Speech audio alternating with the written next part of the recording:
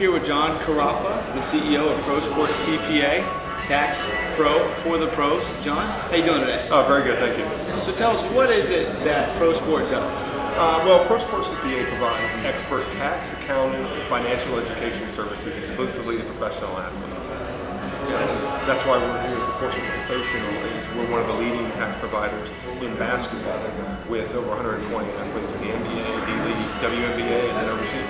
Awesome, awesome. So you mentioned the NBA, the D-League, WNBA, overseas. Do you do just basketball, or do you other sports as well? Oh no, we're all professional sports. Basketball just happens to be the largest. It's my favorite. That's where I played college and then professional overseas. So it's just where we have the strongest following. So you kind of tell us a little bit more about this. You mentioned that you're on the tax side for pro athletes. What does that all entail? Well, for professional athletes, the taxes are a big deal for them. With federal tax rates at 40%, and California anywhere, they're the highest right now at 13% because they've got an extra tax for millionaires. Taxes are athletes' largest expense. And with the way the professional sports work, athletes have to pay taxes in almost all the states and in some of the cities that they play in. So an NBA player could have 20 tax returns that they actually have to file during the course of a calendar year. So that's where we come in. We know what the professional athlete deductions are. We know what we can do to try to take advantage of those and give guys a heads up as far as the things that they need to track. And then we're experts on the various states that they play in, because we're used to dealing with them because all the athletes have to do, especially in the NBA. We are good at the various states. If you go to a normal CPA, they might be really good at their state. They don't know 10 states over. And so that's kind of where we have built our specialty with the athletes. Sure. Now, you obviously work in a sport finance field. Sure. In today's modern age, you see athletes getting paid millions and millions and millions of dollars. What are some things that you would tell some of these kids that are here that are going to go on to get those million-dollar contracts? What are some tips in terms of finances that you could give them? Yeah. For me, it's really a couple of basic tenets. For one, it's for themselves to get educated. This is going to be a lot of money. It's going to be a lot more money than their brethren, the other graduates from those schools. So I encourage them to read up on it, use this as their hobby in their spare time, because they want to have this money last as long as they can. I would also say make sure they surround themselves with a very good quality team of trusted individuals. And I tell them to go for professionals. They are the best what they do. If they're going to be professional basketball players, they are the pros. They deserve to have the people that are the pros in their field. So they really need to hire a specialist that knows how to deal with them, whether it be for taxes, legal work, or financial advisory. If they get people on the team that they can trust that are good quality individuals, as opposed to a friend or a cousin or a family member sometimes, or another college graduate, they're not professionals in their field necessarily. So it's better to get guys that know how to work with athletes and then that really have the pedigree to be able to work with them.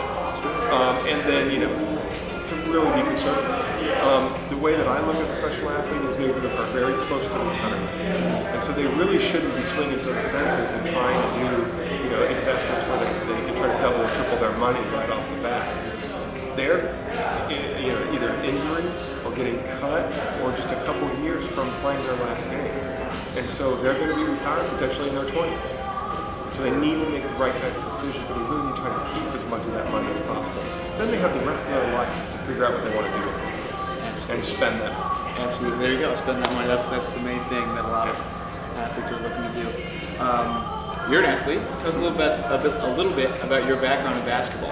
Yeah, I was fortunate enough to play at Butler University. As you've seen, the value of my degree has gone up a couple times with their performance over the last few years. But loved that. I was from Indiana, so basketball was in my blood.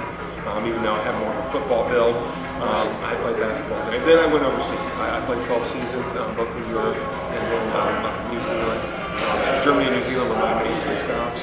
Had a great time doing it. I did something a little bit unique in that when I was playing in Europe, I stayed there year-round. I didn't come home during the off-season. I hooked on with a BSN accounting firm. So I was with one of the big four firms. I worked my way up through the international tax division, become one of their managers. So that's kind of where I got my background, and I mirrored the two passions up, sports and then accounting, and found a way to have fun with it. Anything else you want to add? No, I mean, I think the Portsmouth Invitational is a great tournament. I think we'll see it, being here this week. That it's some great basketball, but a lot of good people. These are the college seniors that are invited to this tournament. So the quality of play is excellent. The fundamentals are great, but also the character of the guys through and through is excellent. And I'm really proud of Portsmouth. It's really great to be a part of this. And I hope that I'll be with them for years to come as far as this partnership and us being the presenting sponsor. Now, before we end this segment, tell us a little bit more about what exactly is the Portsmouth Invitational, because it's kind of one of those things that not very many people know about, but it's certainly a pretty big deal. We've got Kyle Quinn, Jeremy Lin have all come through. Sure. In basketball circles, it's huge, and I think they kind of like it. That's a little bit off the radar because there's the GMs and the coaches and the scouts. They're all here, and they can kind of lay low here in Portsmouth. If you want to make an equivalent, it's somewhat similar to the Senior Bowl in football. Okay? Very, very similar as far as the caliber and the chances that guys have. Obviously, football is a lot more rounds of draft and a lot more opportunities from that perspective. And the NBA is only 2 rounds, and then guys' next chances are overseas.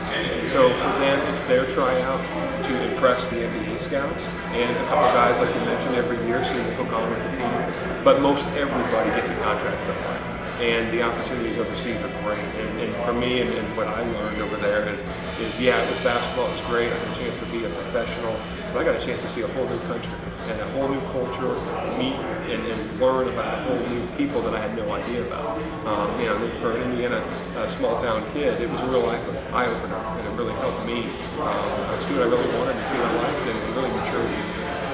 Well, thank you so much. All right, great. Thank you.